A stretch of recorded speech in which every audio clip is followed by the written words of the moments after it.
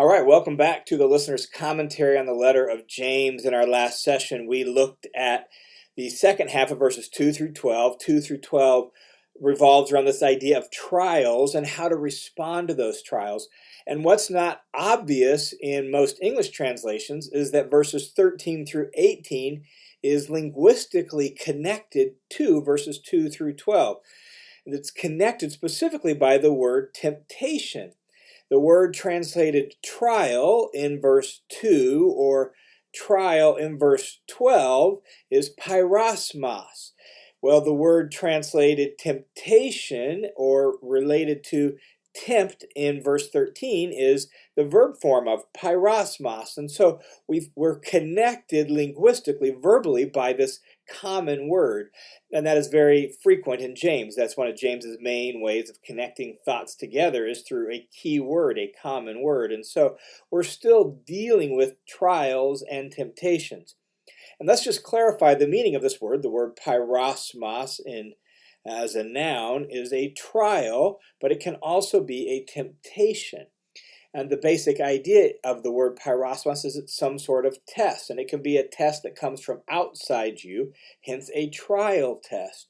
It can also be a test that comes from within you, hence a temptation test. One is a test of your faithfulness because of the circumstances of life. One is a test of your faithfulness because of a temptation to do wrong, to break God's laws. And so it can be a trial test or a temptation test. And so verses 13 through 18, what we'll look at in this session, is directly connected here to the previous by really raising the question of the way you respond to a test can make it a temptation. It can become a temptation to do what's wrong. And this particular question that James is going to ask and answer in verses 13 through 18 is, who's to blame for temptation? And the answer he wants to give is, God's not to blame for temptation. We ourselves are. In fact, the way James essentially says it, if we boil it all down, is we can only blame ourselves for temptation, not God. And that's really the main point of verses 13 through 18. Notice the way the paragraph begins. In verse 13, James says, "Let no one say when he is tempted, I'm being tempted by God. For God cannot be tempted by evil, and he himself does not tempt anyone." So let's just make sure we understand what's going on here. We understand kind of the theology and the logic behind this. The picture is that someone is experiencing a temptation test, and they want to blame God for it. It's God's fault. God made me this way. God made me do it. I can't help myself. If God didn't put these evil things in the world, I wouldn't be tempted by them. It's God's fault. So he says, let no one say when he is tempted, I'm being tempted by God. Don't blame God for temptation. Why not? Well, that's what he explains in the second half of verse 13. Notice what he says, for God cannot be tempted by evil. One simple fact about God's character and God's nature is that God is immune to temptation. He is not able to be tempted by evil. God simply is of a character that temptation isn't attractive to him, and thus God is immune to temptation. He cannot be tempted by evil, and so he doesn't himself tempt anyone. God's not the source of temptation. That is just not part of his character, and so don't blame God for temptation. Now, just to clarify that point a little bit, we do see throughout the Bible that God allows men to be tested. He puts people in positions where their faith is tested. I think of, for example, Job or even Abraham, right? Like God does allow people to be tested. But the point being made here in James is that God doesn't entice them to immoral, sinful behavior. That's not what God does. So God does not tempt people to do evil. Now, people can choose evil, and God does allow people that choice. In fact, you even see clear back in the beginning in the Garden of Eden, there was a choice to be made. Will you be loyal to God or not? And so God does allow that, and I think there's good reasons for God to allow that, so that our loyalty to Him and our devotion to Him is freely chosen and thus genuine and legitimate. And so God allows us to make real choices between good and evil. But again, He Himself does not entice anyone to do evil. And that's the point James is making here. Well, if God's not the source of temptation, what is the source? And that's where James goes next in verses 14 and following. James begins to describe where temptation originates from. And so this little subsection in this paragraph really deals with what almost could be called the dynamics of temptation. And as such, it's incredibly helpful to us for developing a strategy for dealing with and overcoming temptation. And so it's incredibly helpful to our spiritual growth. So we should pay really close attention to what James says here and think very clearly about what he says here for our own walk with God and our own spiritual growth. He says this in verse 14. He says, each one is tempted when he's carried away and enticed by his own lust. Literally, this verse reads, each one is tempted by his own lust, being carried away and enticed. I think it's important to hear that literal translation so we realize the direct connection that the fountainhead, the first step in temptation, is our own lust, the way it's translated here. And we usually associate that word lust with sexual temptation, sexual sin. And so it's good for us maybe to understand that that word lust is broader than that. It's actually just the word desire. It's not just sexual desire or sexual lust that's in mind. It's desire in general. And so any sort of strong desire is really, James's point, is the fountainhead, the necessary first ingredient to temptation. The desire itself isn't necessarily wrong. Hunger is a strong desire, but it can lead to gluttony.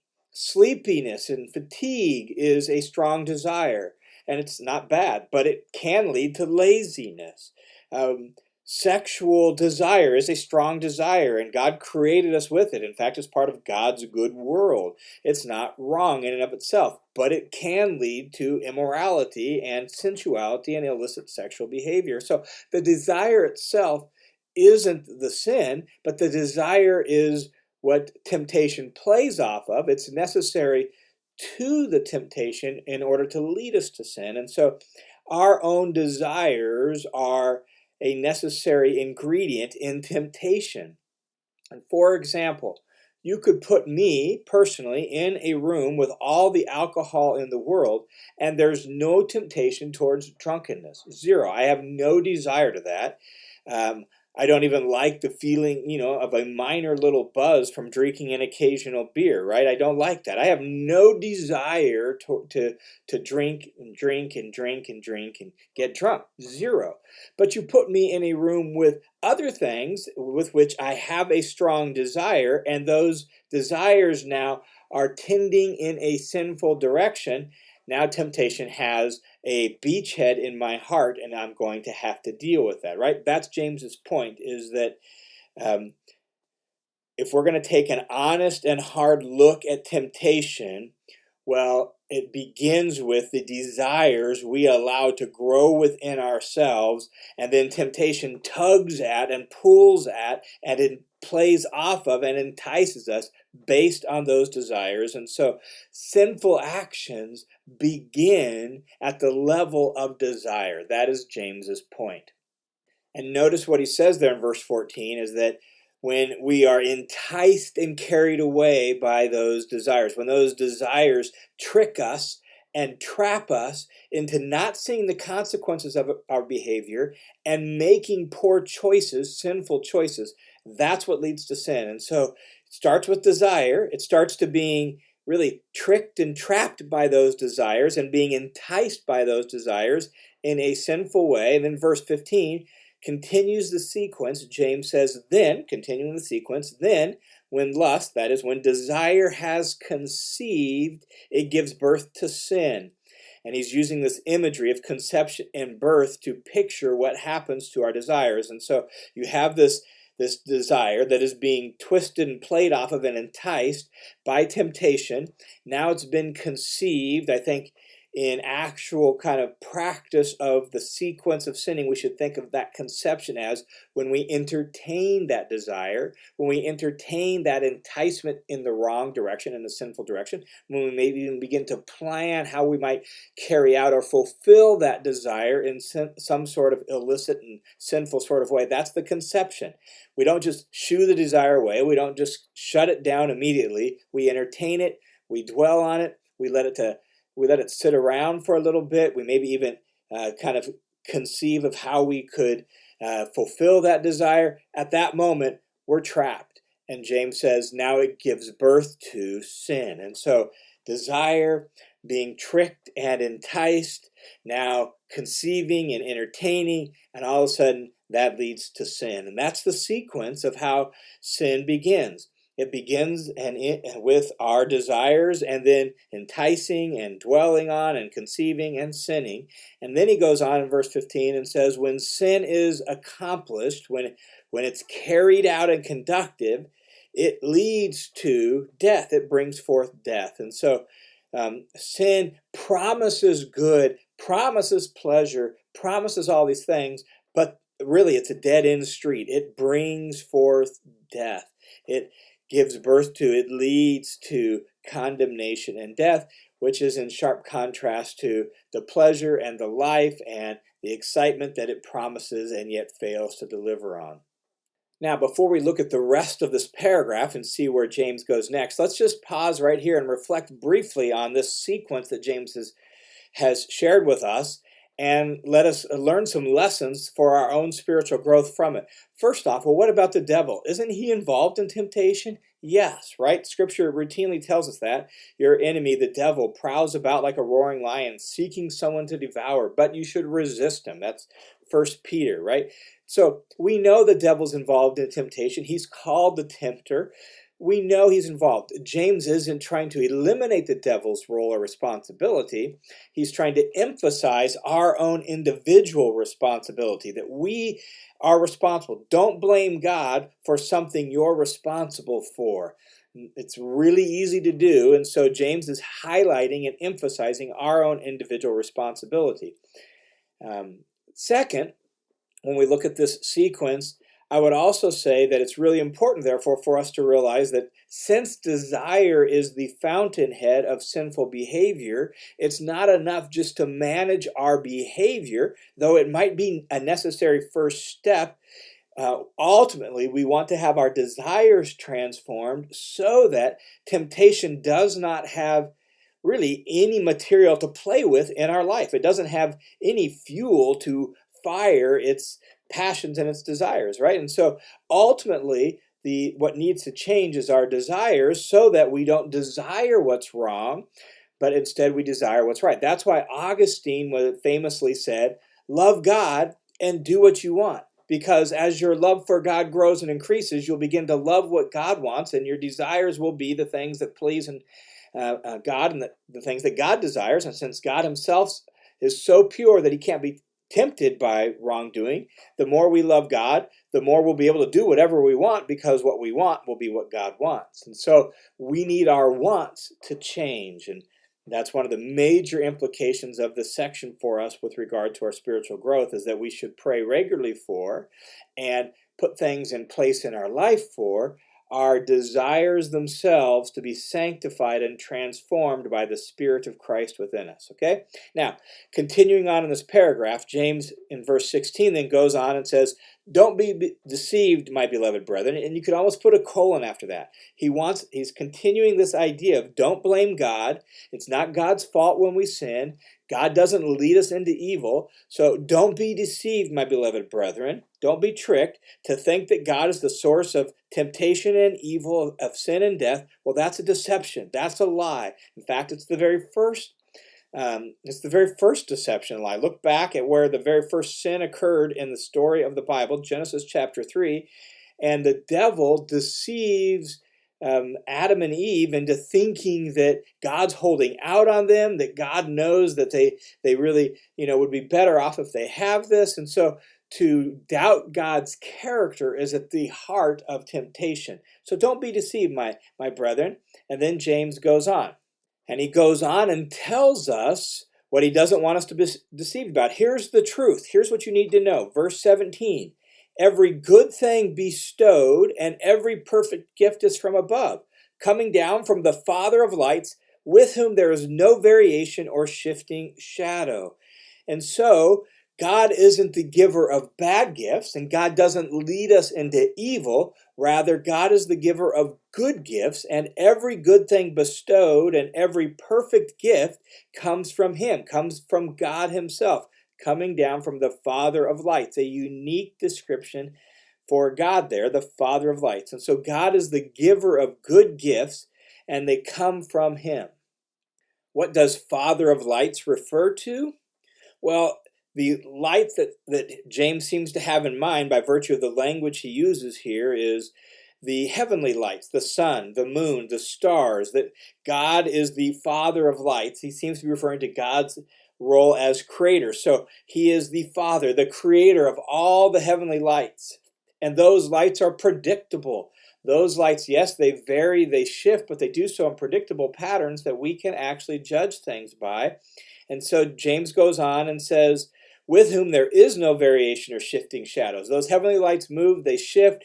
We tell, in their day, they would tell time by virtue of a sundial, right? The shadow on a sundial would help them identify what hour of the day it was. But God Himself, He doesn't vary or shift. He doesn't change. He is consistent in His goodness. He is consistent in the fact that He gives good gifts, and not just to some people, but to all people. In fact, as Jesus said in Matthew chapter 5, that God's not fickle or capricious, that He sends His sun on the righteous and the unrighteous. He sends rain on the righteous and the unrighteous, Jesus says in Matthew 5, that God is the giver of every good gift as the creator of everything and of all people. And so we don't serve a capricious God who one day is in a good mood and gives good gifts, and the next day is in a bad mood, and you don't know ever what's going to happen. The pagan gods in the ancient world, those gods they're fickle and capricious and unpredictable. But the true God, the creator God, the one who made the heavenly lights and made everything in this world, He's the giver of good gifts, and you can count on that. And in fact, in verse 18, James goes on and says, here is one clear evidence of God's goodness. Here's a good gift He gave.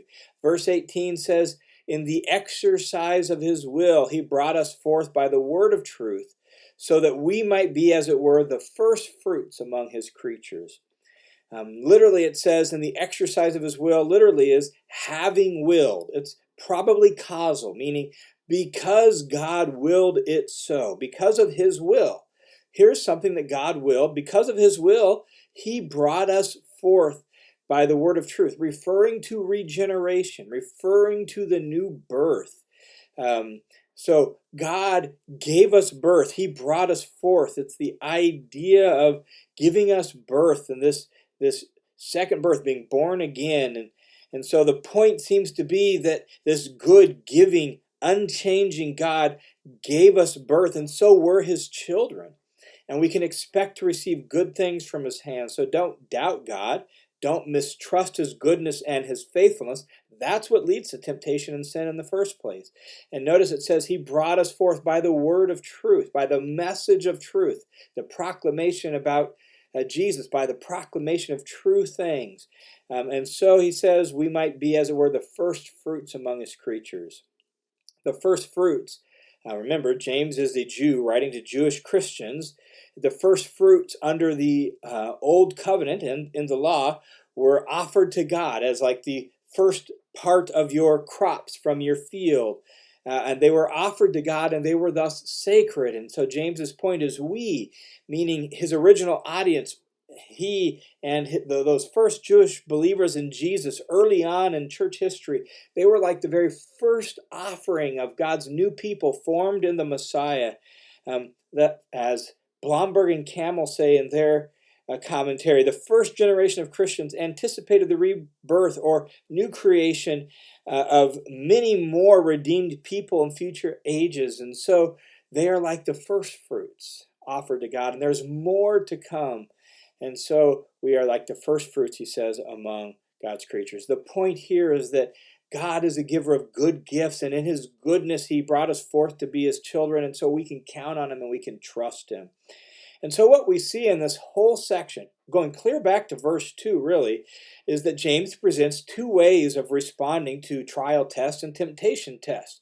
A person can respond out of evil desires, and those evil desires then turn the trial test into a temptation test, and that leads to sin. Or we can respond out of faith and faithfulness, trusting in our good Father, that God gives good gifts. And if we do that, if we trust in him and don't doubt God's goodness, well, then that will lead us to stand firm and to be faithful all the way to the end. And so really underlying all of this is this theology of God's goodness and God's trustworthiness, that we ourselves can trust him. And if we do so, then God will ultimately give us the crown of life, which he's promised to all those who love him. And so don't blame God for your temptations. Don't point the finger and say, well, it's God's fault. He made me this way. I can't help it. Trust God, who's the giver of every good gift.